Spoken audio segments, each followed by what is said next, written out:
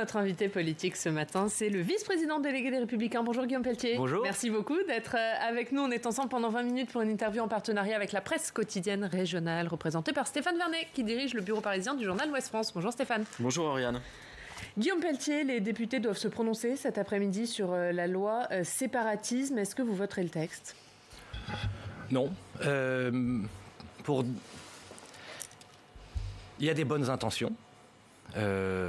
L'extrait qu'on vient d'entendre de M. Caner était sur cette partie-là juste, sur les certificats de virginité, sur la réaffirmation de principes républicains. Mais la question qui fut posée par le président de la République n'est pas celle-ci. Et la réponse qu'attendent nos compatriotes n'est pas celle-là. Les Français, et nous avec eux, nous voulons nommer l'ennemi. L'ennemi, c'est l'islam politique, qui, dans nos quartiers, dans nos écoles, s'en prend régulièrement à ce qui fonde l'art de vivre à la française, nos modes de vie, nos traditions et notre culture.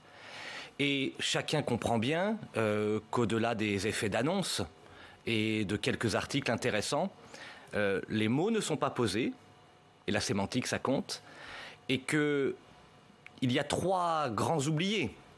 La question de la laïcité, qui est une question fondamentale. Cette loi ne permettra pas, par exemple, d'empêcher des petites filles de porter le voile dans la rue. Nous pensons que la laïcité doit s'imposer partout et pour tous, et que nul ne peut s'exonérer de la loi commune au nom de sa religion, et ce principe est hélas oublié. Il n'y a rien sur la question centrale de l'immigration. Croire qu'on peut régler la question de l'islam politique sans s'attaquer à la question de l'immigration, puisque chacun voit bien que l'immigration massive conduit à la concentration des populations, qui conduit au communautarisme, qui conduit à l'islamisme. Cette loi ne permettra pas, par exemple, d'expulser plus facilement les fichiers S, ne s'attaque pas à la question des prisons.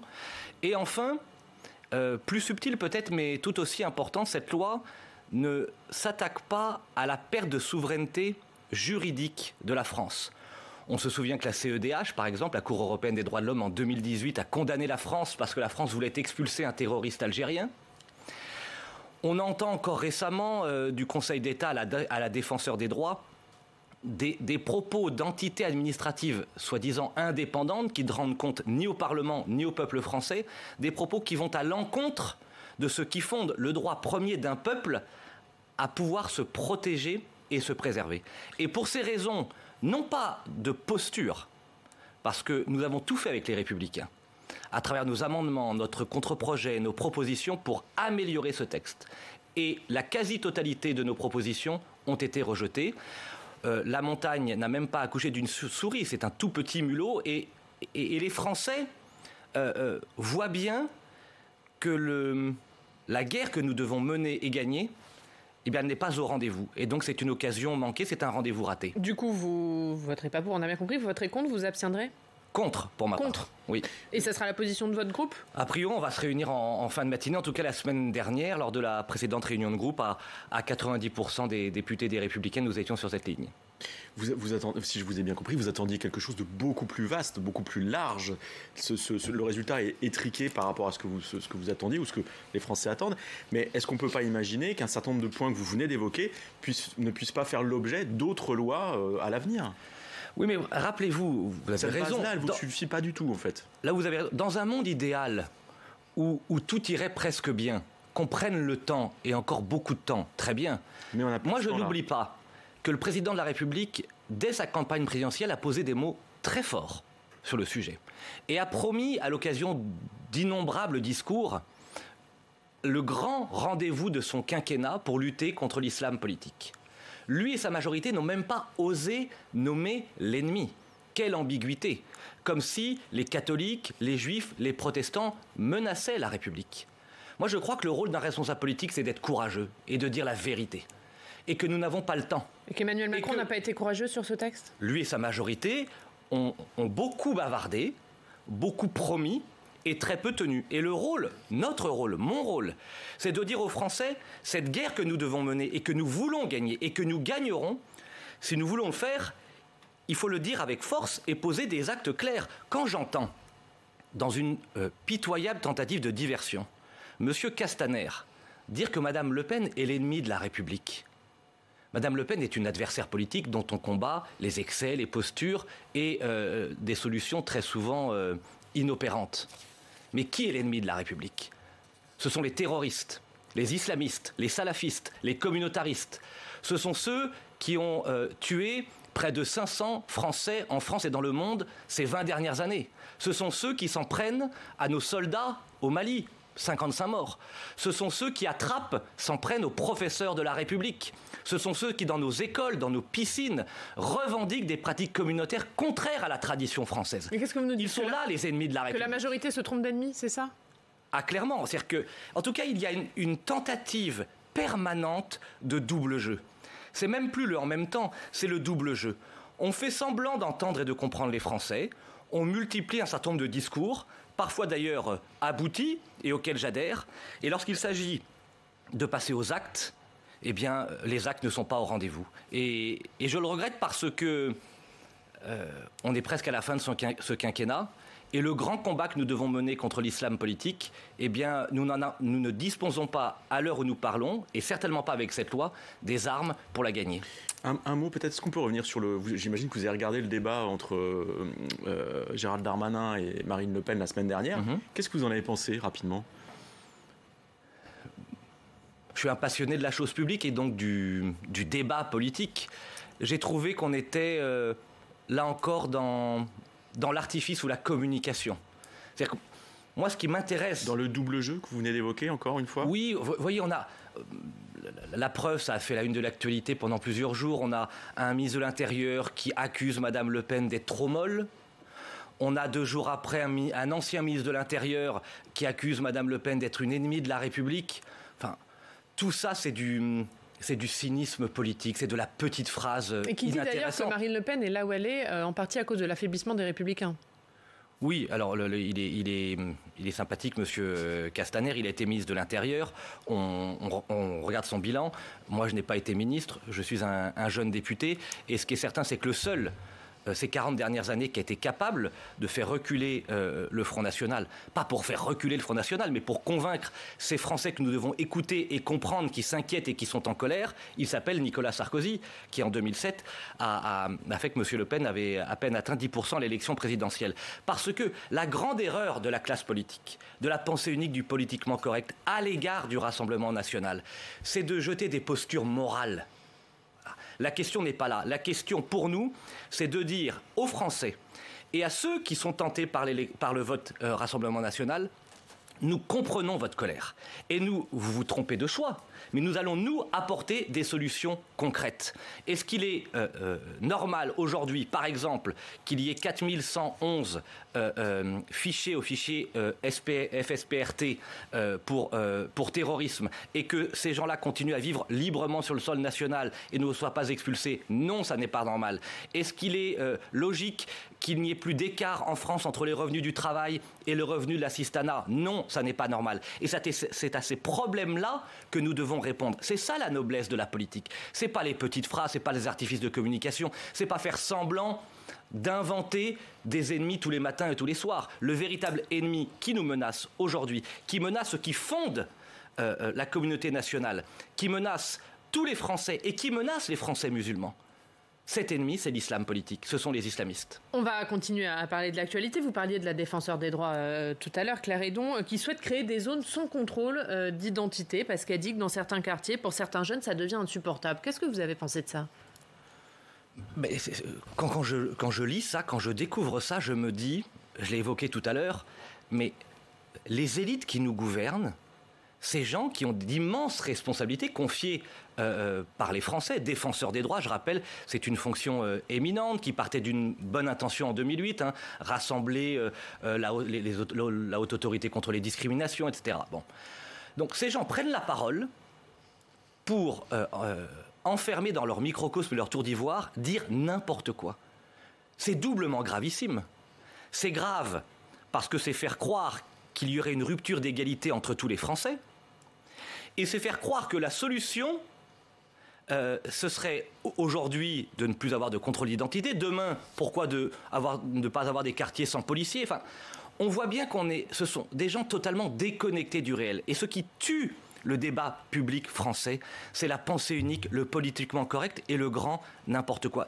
Le peuple français n'est pas un peuple excessif. Le peuple français est un peuple épris de justice et de bon sens. Et donc sur ce sujet des contrôles d'identité et du soutien à nos forces de l'ordre, nous devons dire, répéter, rappeler et faire que dans tous les quartiers de la République, dans tous les territoires français, la loi s'applique partout et pour tous de la même manière. Ce qu'a dit Gérald Darmanin hier soir à Poissy, que la police devait être partout, il a eu raison de le rappeler? Ah oui, ça de manière incontestable. Mais souvent quand Gérald Darmanin parle, il a raison. Ce que nous lui reprochons, ce sont les actes, c'est son bilan. Est-ce qu'avec lui, l'insécurité recule? Non. Est-ce qu'avec lui, les policiers et nos gendarmes sont mieux protégés et moins pris à partie?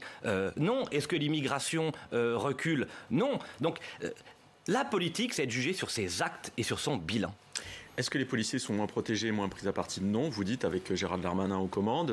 Christophe Castaner, j'imagine qu'à vos yeux, c'était pas mieux. Qu'est-ce qui manque? Qu'est-ce qu'ils auraient dû faire de plus, outre le fait qu'ils ont quand même recruté beaucoup de policiers et de gendarmes au cours de ce quinquennat? Moi, je pense que le grand problème en France, on le sait, sur les questions de sécurité et de justice, c'est que globalement, et tout le monde le reconnaît, nos policiers et nos gendarmes, héros valeureux du quotidien, font un travail remarquable, identifient, mènent des enquêtes, interpellent, mais que la justice ne suit pas. Et quand on sait que Mme Taubira et M. Hollande, puis M. Macron, qui ne l'a pas rétabli, ont supprimé les peines planchées contre les récidivistes, les tribunaux correctionnels pour les mineurs, quand on entend les propos de la défenseure des droits, il y a, de la part de la classe politique, un angélisme, une naïveté. C'est la classe politique qui crée ce sentiment d'impunité. Ce que nous proposons... C'est ça pour vous le point clé pour mieux protéger les policiers et les gendarmes? Sanction immédiate. Il faudrait deux choses. Ça suffirait? Alors, non, deux choses. Quelle est la deuxième? Premièrement, sanction immédiate pour tout délit. La théorie du carreau cassé qu'avait popularisé le maire de New York. Au moindre petit délit, une sanction d'intérêt général, une sanction effective, premièrement. C'est ce que propose Éric Dupond-Moretti, le garde des Sceaux. Tu casses, tu répares. Oui, ce qu'il propose. C'est sa formule, en fait. C'est bien de proposer, mais il est ministre, lui. Donc il agisse. Nous le proposons depuis longtemps et nous l'avions même mis en œuvre entre 2007 et 2012. Et deuxièmement, je vais un peu plus loin.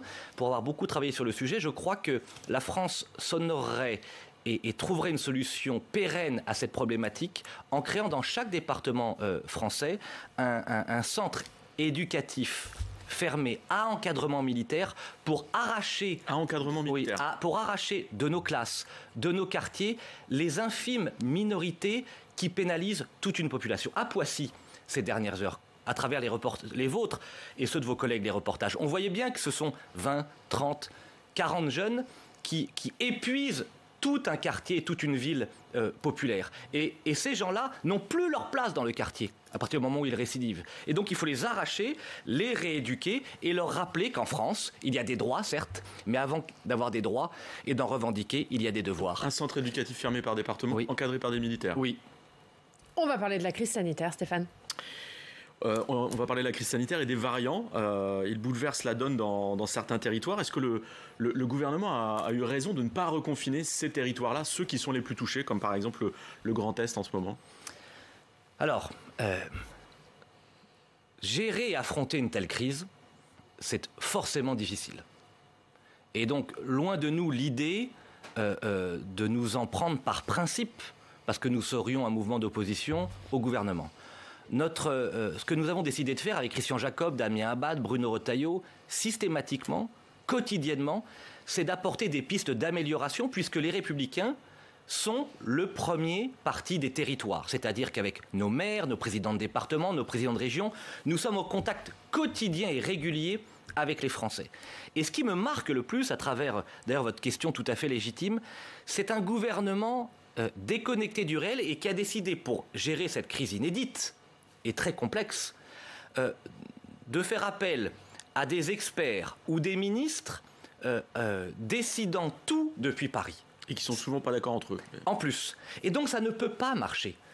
Quand on entend les élus de Moselle, quand on entend les propositions ces derniers jours du maire de Dunkerque, quand on voit les volontés à Issoudun, avec un maire socialiste, à Perpignan, avec un maire du Rassemblement national, on voit bien, et vous voyez, ça transcende les partis politiques, que les élus locaux appréhendent avec beaucoup plus de précision la réalité d'un territoire. Il est des territoires où nous devons être beaucoup plus stricts et rigoureux compte tenu de la propagation du virus et des variants, et d'autres adaptés, plus ruraux par exemple, où on peut sans doute redonner un peu d'oxygène. Et l'application stricte de décisions nationales qui s'appliquent partout en période de crise sur la question sanitaire à tout le monde de manière aveugle, ça n'est pas la solution. Donc on est dans la côte mal taillée tout le temps. Forcément, et donc chaque jour, vous avez des polémiques nouvelles parce que les élus disent « mais je ne comprends pas, chez nous, en Moselle, les règles ne sont pas assez strictes et ailleurs, pourquoi on ne peut pas ouvrir de manière prudente, avec des protocoles sanitaires stricts, nos musées ou nos restaurants ?» La question de la crise sanitaire, elle pose la question de la crise économique. Vous, Guillaume Pelletier, vous plaidez pour isoler la dette Covid qui, dites-vous, est une dette de guerre afin qu'elle devienne une dette perpétuelle ou une dette à échéance de 100 ans. Vous allez nous en parler, mais on a parlé de votre proposition à Éric Woerth, qui était notre invité la semaine dernière. Regardez ce qu'il vous répond. Non, mais j'aime beaucoup Guillaume, mais je suis pas d'accord avec lui. Mais on a un débat au sein de LR et au fond, la loyauté à sa propre formation politique, c'est pas le silence, c'est pas d'accepter ce qu'on considère comme une fausse route. Donc je ne suis pas d'accord. Oui, il fait fausse route, du tout. Oui, bien sûr, c'est une route trop facile. Alors je suis pas non plus pour faire que les routes difficiles. De temps en temps, c'est quand même bien aussi de faire un peu. Mais pour construire la facilité durable, une vie plus simple durablement, peut-être plus armée. On ne peut pas considérer que cette dette, elle ne sera pas remboursée. On ne peut pas la transformer en dette perpétuelle. Perpétuelle, ça veut dire c'est une dette qui n'a pas d'échéance. Qu'est-ce que vous lui dites, Éric Woerth ? D'abord, moi aussi, j'aime beaucoup Éric. Et sincèrement, c'est-à-dire qu'on a des débats passionnants et passionnés sur le fond. Mais oui, j'y viens. Et ce qui fonde notre unité, c'est que nous sommes le grand parti gaulliste. Et que croire qu'au sein du gaullisme, il y a une opposition entre ce qu'on appelle les libéraux et les sociaux est une illusion. On a besoin d'une vision libérale, et je suis libéral en partie, je suis attaché à la liberté, à beaucoup plus de liberté, mais on a besoin d'une dimension sociale. Et je dis à Éric, il le sait depuis cette émission, qu'il m'a mal compris ou je me suis mal exprimé. Il n'a jamais été question dans mes propos, vous l'avez d'ailleurs dit, de ne pas rembourser ou d'annuler une dette. Toute dette se rembourse. Ce que j'ai dit avec François Baroin d'ailleurs, parce que je ne suis pas le seul, c'est de dire il y a deux dettes. Il y a la dette publique nationale, celle dont ma génération hérite, 2500 milliards d'euros de dettes. Elle était quasiment à zéro l'année de ma naissance, dans la deuxième partie des années 70. Donc on voit bien ce dont on hérite. Celle-ci, il faut la rembourser maintenant, à travers des politiques rigoureuses, des équilibres de comptes publics, une lutte contre les dépenses publiques. Par exemple, je propose la lutte contre les fraudes fiscales et sociales, 100 milliards d'euros chaque année, le montant du déficit public annuel qui disparaissent des comptes publics parce que la France manque de sévérité et d'autorité. Je propose par exemple la suppression pendant 5 ans de toute aide sociale pour un fraudeur social récidiviste. Je propose par exemple pendant 5 ans la suspension d'un crédit d'impôt pour tout fraudeur fiscal récidiviste. Il faut que la France dise que la lutte contre les fraudes est une grande priorité pour redonner de l'oxygène au budget public. Il nous faut rembourser la dette publique nationale. La dette Covid, c'est autre chose. C'est une dette de guerre qui nous est tombée dessus.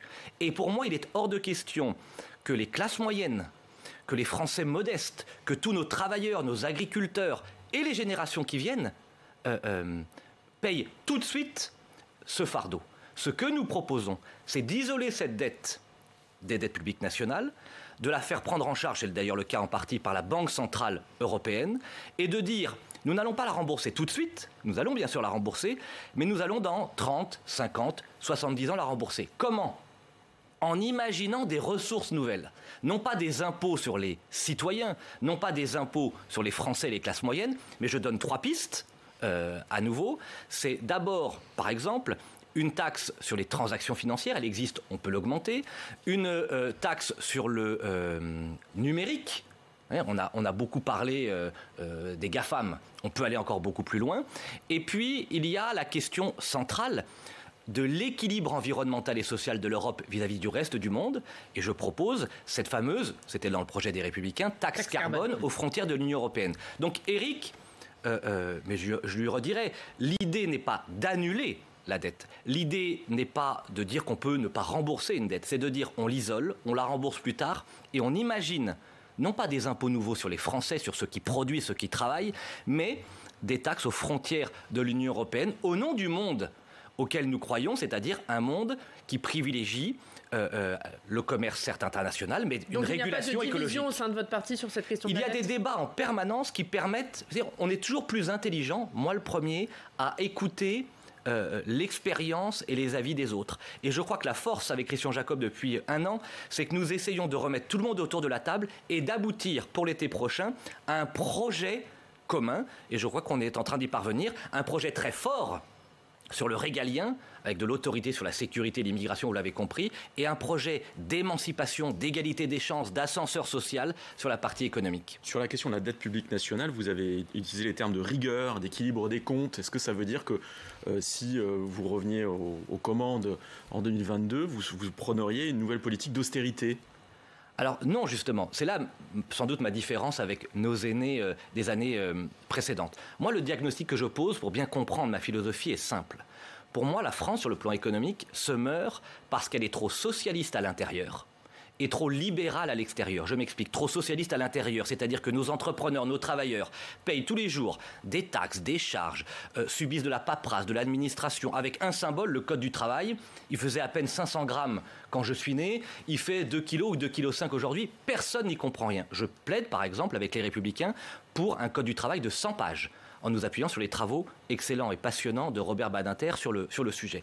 Et à l'inverse, je prône une protection beaucoup plus forte à l'extérieur de nos frontières parce que la mondialisation n'est pas heureuse, parce que la naïveté commerciale de l'Union européenne est une erreur. Et regardons ce que font par exemple les pays les plus libéraux du monde, les Britanniques ou les Américains.